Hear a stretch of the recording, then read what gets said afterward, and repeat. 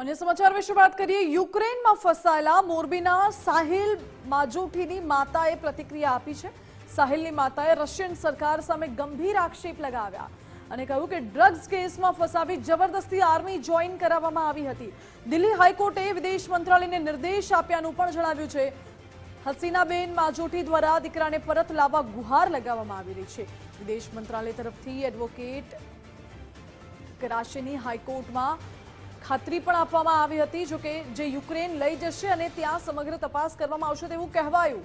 3 ડિસેમ્બરે કોર્ટમાં તમામ વિગત રજૂ કરવાની રહેશે। સાહિલ સાથે વિડીયો કોલ અથવા વોઇસ કોલથી વાત કરાવશે તેવો પણ એક દાવો કરવામાં આવ્યો છે।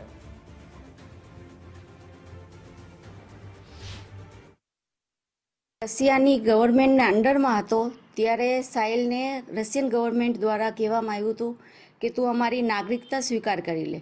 નાગરિકતા સ્વીકાર કરીશ તો તને એક ગવર્મેન્ટ જોબ, એક સરકારી મકાન ને અહીંયાની છોકરીથી લગ્ન ને તારી સજા માફ થઈ જશે। આ બધું પ્રલોભન દેવામાં આવ્યું સાહિલને।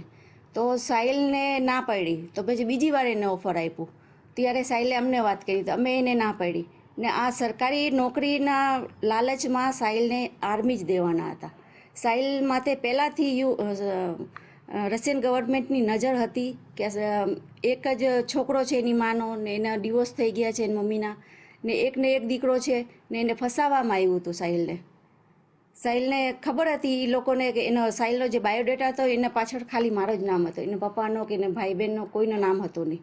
તો એની ગવર્મેન્ટને ખબર હતી કે એક જ છોકરો છે, એને ચાય કરીને ડ્રગ્સના કેસમાં ફસાવીને જેલમાં નાખ્યું, જેલમાં નાખીને ટોર્ચર કરી ને એને લાલચ આપીને એને બહેલાવી ફોસલાવીને એને આર્મીમાં લઈ ગયા ને યુક્રેન તરફ લઈ ગયા છે।